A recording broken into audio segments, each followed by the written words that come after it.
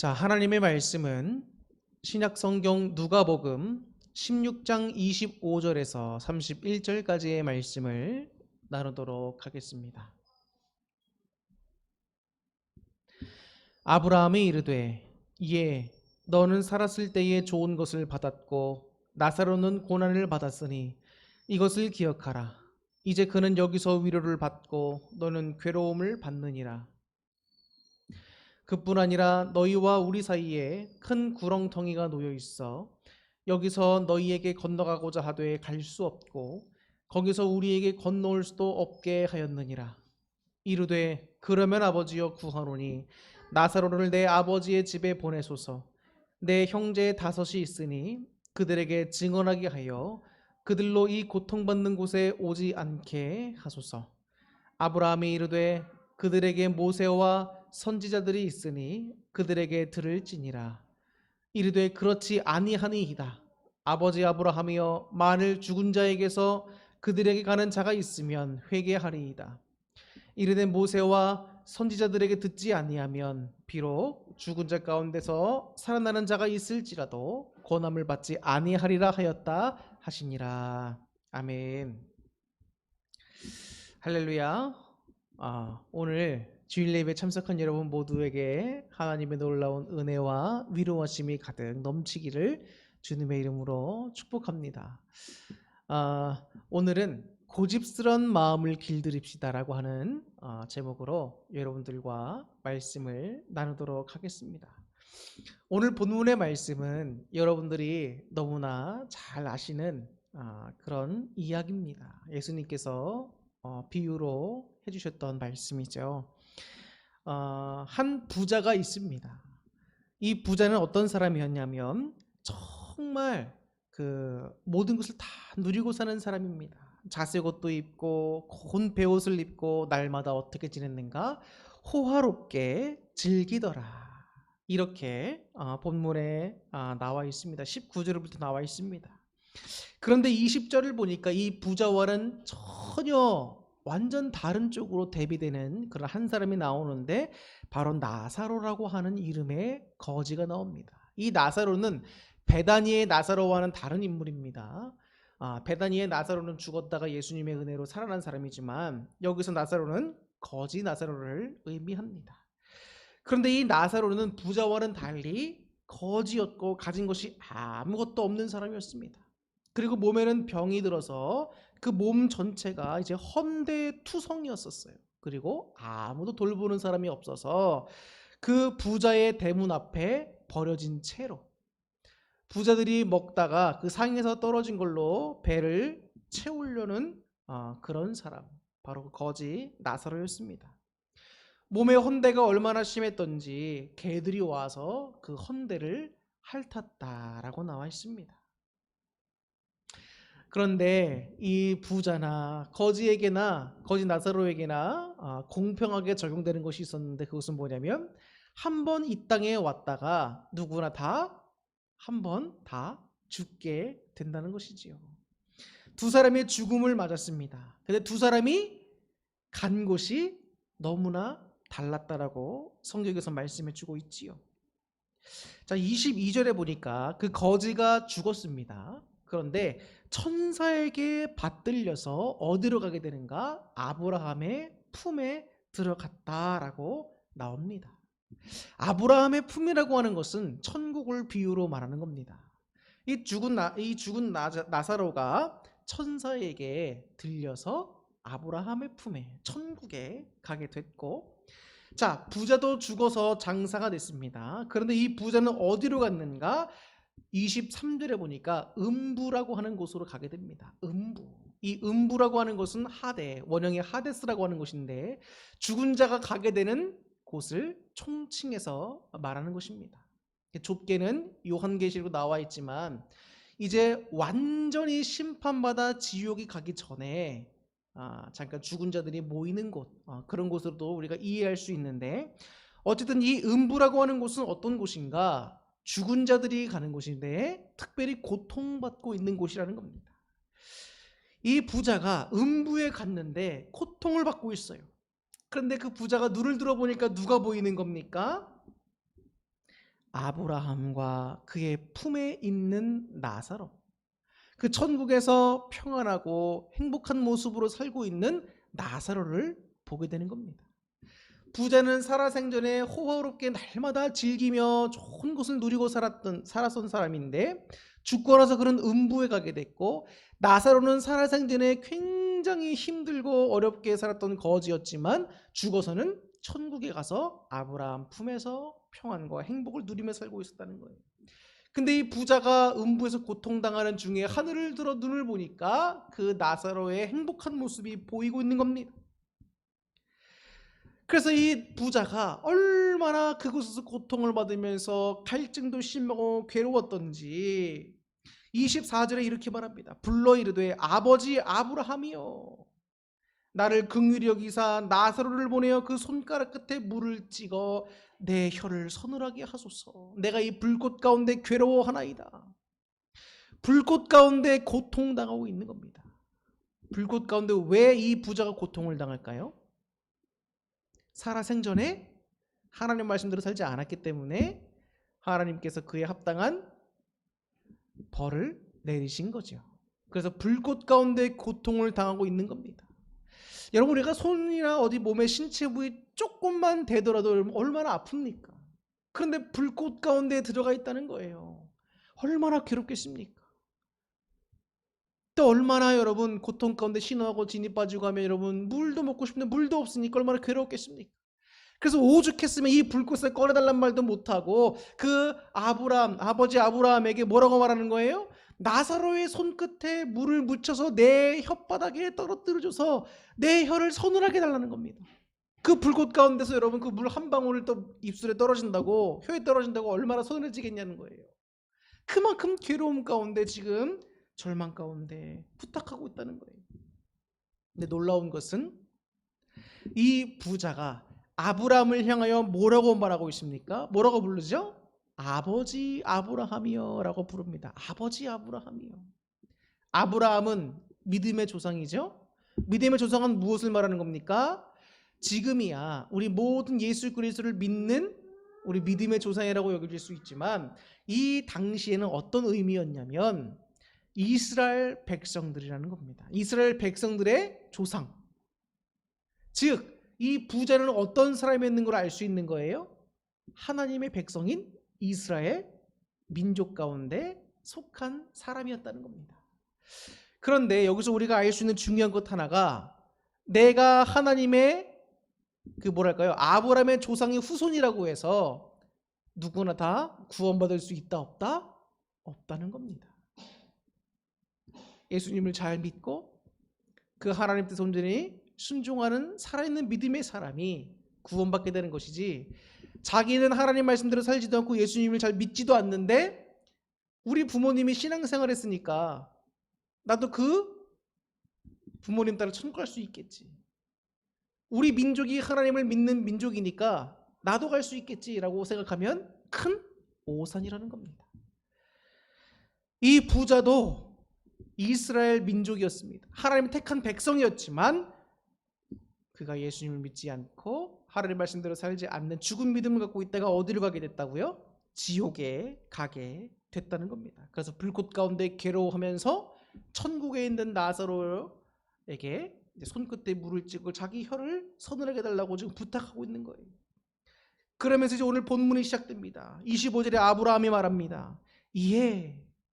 얘야, 이 뜻입니다. 얘야, 너는 살았을 때 좋은 것을 받았고 나사로는 고난을 받았으니 이것을 기억하라. 이제 그는 여기서 위로를 받고 너는 괴로움을 받느니라. 26절에 그뿐 아니라 너희와 우리 사이에 뭐가 놓여 있다는 겁니까? 큰 구렁텅이가 놓여 있어서 천국에서 그쪽으로 갈 수도 없고 이 음부에서 천국으로 갈 수도 없다는 겁니다. 그렇게 만드셨다는 거예요. 그러니까 이 부자가 하는 말이 뭐냐면, 지상에서 살고 있는 자기 가족들이 걱정되는 겁니다. 형제도 있는데 그들이 다 나와 같이 이 음부에 오면 안 되겠다는 마음이 드는 거예요. 그러면서 또다시 부탁을 합니다. 그러면서 27절에 말하죠.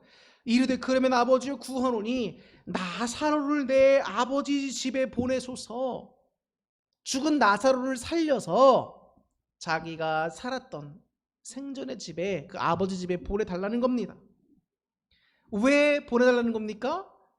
우리 가족들이, 내 형제들이 자기처럼 이곳에 오지 않도록 바르게 하나님의 말씀 따라 살 수 있도록 그를 선지자처럼 보내달라는 겁니다. 그래서 28절에 보니까 내 형제 5이 있으니 그들에게 증언해달라는 거예요. 증언해달라고. 그들이 이 고통받는 곳에 오지 않게 하소서 지금 또 부탁합니다. 그랬더니 아브라함이 이릅니다. 그들에게는 누가 있다는 겁니까? 모세와 선지자들이 있다는 거예요. 여기서 말하는 모세와 선지자들이 이 부자의 형제들과 있다는 것은 무슨 말입니까? 이미 그 당시에 하나님께서 세우신 사람들이 말씀을 전하고 복음을 전하면서 활동을 하고 있다는 겁니다. 그렇기 때문에 굳이 죽은 나사로를 살려보낼 필요가 있다 없다? 없다는 것이지요. 그들에게 들을지니라 라고 말하고 있습니다. 아브라함이.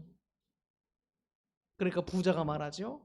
아니요, 그렇지 않습니다. 아버지 아브라함이요, 만일 죽은 자에게서 그들에게 가는 자가 있으면 회개할 겁니다. 죽었던 자가 살아났다? 그리고 그 자가 죽었다 살아나서 경험한 것들을 증언하고 내 형제들에게 전한다? 그럼 내 형제들이 믿을 거 아닙니까? 이렇게 얘기하는 것이죠. 그런데 아브라함이 말합니다. 모세와 선지자들에게 듣지 않으면, 즉 지금 이 시대에 활동하고 있는 하나님이 세우신 사람들이 전하는 메시지를 듣지 않으면 죽은 자가 다시 살아나서 그가 증언을 한다 할지라도 듣지 않는다는 겁니다. 듣지 않는다는 것. 이 부자와 거지 나사로의 이야기는 크게 2가지 내용을 품고 있습니다. 첫 번째 하나는 뭔가요? 물질에 대한 어떤 탐욕, 탐심, 이런 것을 경계해야 한다는 의미가 있지요. 그리스도인이고 우리가 하나님을 믿고 따르는 주의 백성들로서 탐심, 특별히 이 물질에 대한 욕심, 그리고 베풀지 않음, 이런 것들도 큰 죄가 된다는 것을 우리가 알 수 있는 겁니다. 그 2번째는 뭔가, 이게 중요한데 지금 여기에서 나오고 있는 이 부자의 가족들, 이 부자를 비롯한 부자의 가족들은 누구를 상징하는가? 바로 바리새인들을 상징한다라고 할 수 있습니다. 바리새인들이 어떤 사람들로 대표되는 사람입니까? 고집스럽고 교만하고 강팍하고 물질들을 사랑했고 영혼들이 죽든 말든 큰 신경을 안 쓰던 사람들 아닙니까? 종교적인 기득권을 가지고 자기들의 기득권을 지키고 명성을 지키기 위해서 하나님의 아들이시고 우리를 구원해 주시기 이 땅에 오신 예수 그리스도를 십자가에 달려 죽게 만든 장본인들이란 말이에요. 그들을 가리켜서 예수님이 말씀하시는 겁니다. 이 부자와 부자의 형제들이 있는데 그 부자의 형제들에게 죽은 나사로를 되살려서 보내달라는 거예요. 그리고 이 지옥에 오지 않도록 증언해달라는 것이죠. 그런데 형제들이 믿겠다는 겁니다. 그런데 가만히 보면 사람들의 말 가운데 이런 말이 있습니다. 눈으로 보고도 못 믿겠다라는 말이 있습니다. 그죠? 사람들은 어떤 일이 발생하는데 그 일이 내 이성의 범주 안에서 그리고 과학을 초월하는 그런 어떤 현상들을 겪게 됐을 때 그것을 믿고 받아들이기가 굉장히 어려운 경우가 있습니다. 그래서 보고도 믿을 수 없다라는 말들이 있습니다. 당시에 바리새인들이 어땠나요? 자, 예수님께서 많은 이적을 행하셨습니다. 공생의 기간 중에 복음을 전하시면서 많은 이적을 행했습니다. 장님의 눈을 뜨게 하시고 죽은 나사로라든지 회당장 야이로의 딸이라든지 살리시고 고치시고 또 하혈을 하고 있는 혈루증 걸린 여인도 고치시고 많은 병자들을 치유하셨지요. 그런데 그러한 이적과 표적들을 바리새인들이 봤을까요? 못 봤을까요? 다 봤습니다. 특별히 베다니에 죽은 나사로를 살리셨을 때 예수님의 이적과 표적을 보고도 바리새인들은 도리어 예수님을 힐난하고 예수님을 공경에 빠뜨리려는 계획만 세웠고 했던 사람들입니다. 그럼 그런 바리새인들의 마음은 어떤 마음이었을까요? 그 마음을 예수님께서 지적해 주시고 계시는 겁니다. 예수님의 말씀도 배척하고 듣지도 않습니다. 표적을 보여주고 이적을 받는데도 불구하고 예수님 말씀을 믿으려고 하지 않고 받아들이려고 하지 않습니다. 바리새인들이 말하죠. 우리에게 표적을 보여주십시오. 이미 봐왔잖아요, 다. 그러니까 예수님이 그들의 강팍한 마음을 보시고 그들의 회개치 않는 마음을 보시고 그들의 교만하고 완고한 마음을 보시고 이 부자와 나사로로 걸은 이 비유를 통해서 그들의 마음을 또 한 번 찌르고 계시는 것이지요. 이미 표적들을 보아놓고서는 표적을 또 보달라는 겁니다. 그 말은 뭐예요? 아무리 죽은 자를 살려보낸다 한들 지금 이 시대에서 활동하는 예수님이나 하나님을 세우신 사도들이나 목사들이나 하나님의 사람들도 전파되는 그 말씀을 받아들이려고 하지 않으면 안 받아들인다는 거예요. 안 받아들인다. 그 말은 뭡니까? 즉 우리 마음 상태, 우리의 근본적인 마음 상태를 이 이야기에서 우리에게 되돌아보도록 교훈하고 계시다는 것이지요. 성경에서 보면 여러 가지 마음 상태가 나오지만 가장 우리가 버려야 할 마음 상태가 있습니다. 그게 뭘까요? 바로 강팍함입니다. 강팍함. 강팍함이라고 하는 말은 어떤 말인가? 여러분들 이미 잘 아시겠지만 성격이 까탈스럽고 고집이 센 마음 상태를 말하는 겁니다. 성경에서는 우리에게 뭐라고 말씀하고 있죠? 온유한 자가 복이 있다라고 말씀하고 있습니다. 강팍한 자가 복이 있는 것이 아니라 어떤 사람이 복이 있다? 온유한 자가 복이 있다. 하나님의 말씀을 받아들이기 위해서 우리의 마음 상태가 어때야 되는 겁니까? 온유해야 돼. 온유해야 돼. 온유가 무슨 말입니까? 부드러운 상태. 온화한 상태가 되어야 된다고. 그 말은 또 한 번 다시 말하면 어떤 마음 상태가 된다는 거예요? 주님 앞에 겸손할 수 있는 마음 상태가 되어야 한다는 겁니다. 우리는 기도할 때 여러분 마음의 온유함을 위해서 여러분 기도하십니까? 많은 기도 제목들이 있지요. 그런데 여러분들이 기도 제목을 한번 살펴보십시오. 정말 내 마음의 온유함과 겸손함을 달라고, 내 고집을 꺾어달라고 여러분들 많이 기도하고 계십니까? 항상 우리가 여러 가지 기도 제목을 놓고 기도해야 하지만 빠지지 않고 늘 기도해야 되는 것이 바로 주를 향한 겸손과 우리 마음의 온유함. 그래서 하나님이 어떤 말씀을 주신다 할지라도 아멘으로 받아들일 수 있는 마음 상태를 달라고 우리는 늘 기도해야 합니다. 여러분은 스스로가 어떤 신앙인이 되었으면 좋겠습니까?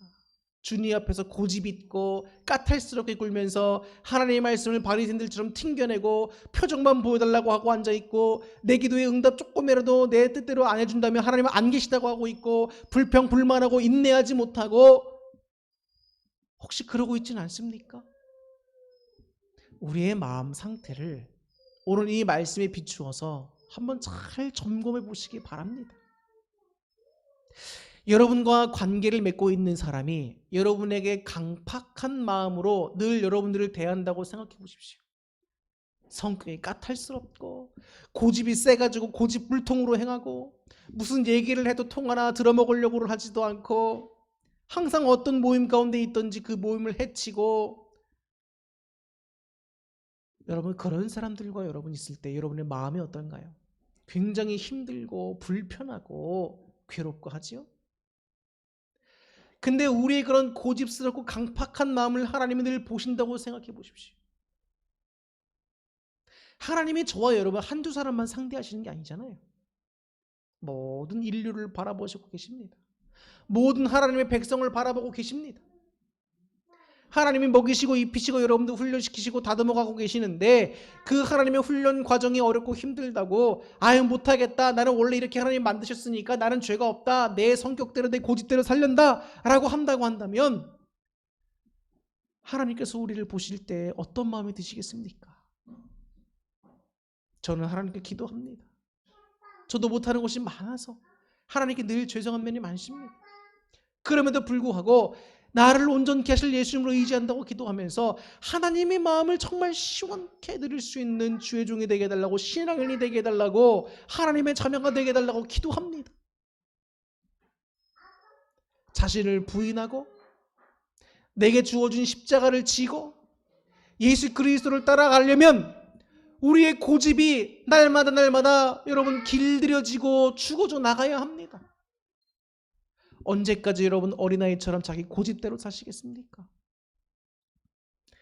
제가 세 아이를 키우고 있습니다. 첫째가 8살, 둘째가 6살, 셋째가 3살입니다. 23개월이에요. 그런데 제가 우리 아이들을 보면서, 아이들은 어릴 때 다 똑같습니다. 저 아이들이 자기가 하고 싶은 것이 있으면 막 때를 쓰고 고집을 피우면서 엄마 아빠에게 막 해달라고 합니다. 그런데 아이들은 부모의 상황을 알지도 못할 뿐만 아니라 때로는 알 수도 있겠죠. 그런데 부모의 상황을 전혀 고려해 주지 않아요. 부모의 마음이라든지 부모의 생각도 다 헤아릴 수 없습니다. 자기가 하고 싶은 대로 자기 뜻대로 해달라고 고집 피우고 떼쓰고 하는 모습들을 볼 때, 야, 이게 하나님 앞에서 정말 나의 모습일 수도 있겠다, 우리의 모습일 수도 있겠다, 이런 생각이 듭니다.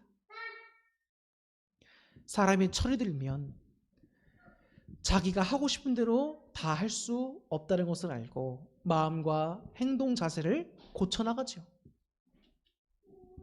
근데 우리 신앙에서는 왜 그런 모습이 부족합니까? 하나님이 안 보이신다고 우리가 여러분 너무 가볍게 하나님을 믿고 신앙생활하는 것은 아닙니까?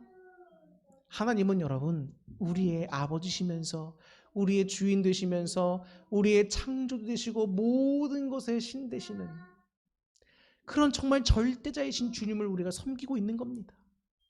그런데 그분 앞에 우리는 너무 경거망동할 때가 많습니다. 주님을 경외하지 않고 내 생각과 내 마음과 내 고집대로 할 때가 너무나 많다고요. 오늘 예수님께서 바리새인들을 향해서 또 이 말씀을 듣고 있는 사람들을 향해서 주님의 말씀을 듣고도 믿으려고 하지도 않고 혹은 믿고 있다고 하는데 순종하려고 하지도 않고 주님 말씀을 끝까지 배척하고 주를 배척하고 하는 이런 모습을 갖고 있다면 그런 자들에게 오늘 주님께서 말씀하십니다. 뭐하라? 회개하라. 회개하라. 성경에서는 분명히 이야기합니다. 천국이 있고 또 지옥이 있다라고 분명히 말씀합니다. 천국 얘기하면 좋죠. 근데 지옥 얘기하면 불편합니다. 그런데 지옥은 분명히 있습니다. 지옥이 있다라고 하는 그 사실 하나만으로도 성경에서 지옥을 가리키는 말들이 있지만 그 지옥을 가리키는 말들 그 한 단어를 통해서도 우리가 어떤 마음이 듭니까?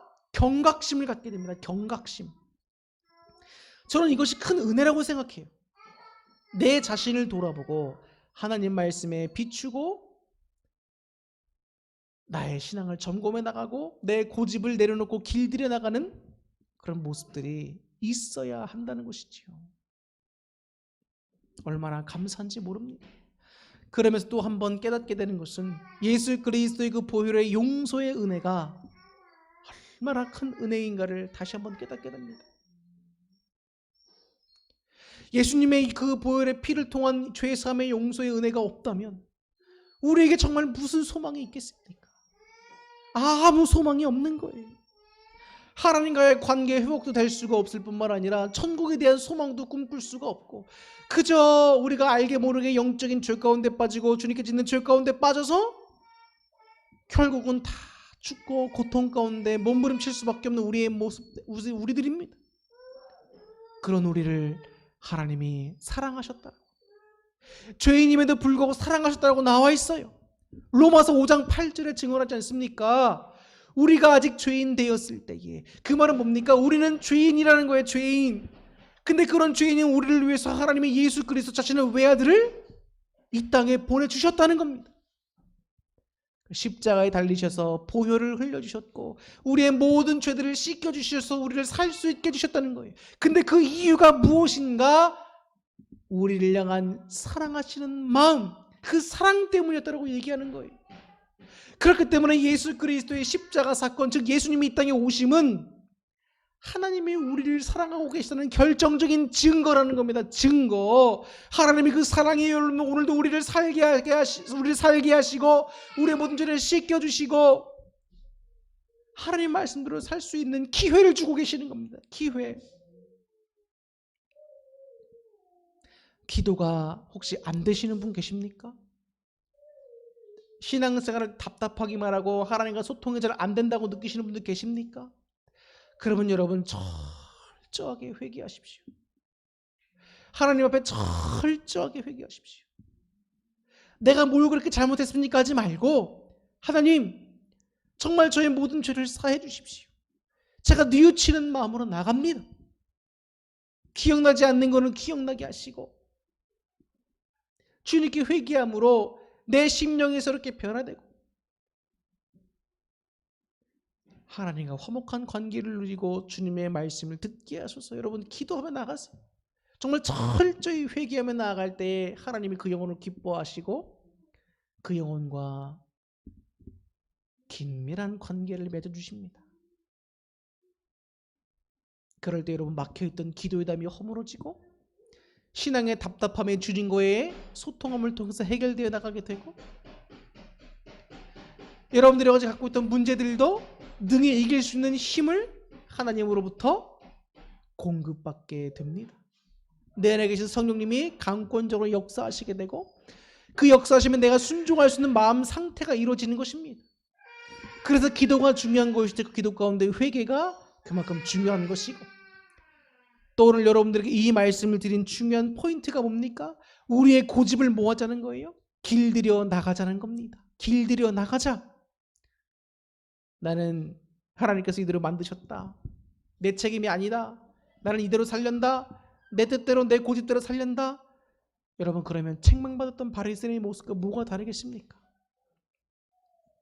책망받는 자 되지 마시고 주님께 칭찬받는 자, 주님을 답답하게 하는 자 되게 하지 마시고 주님 마음을 시원케 해드리는 자가 될 수 있기를 주님의 이름으로 축복합니다.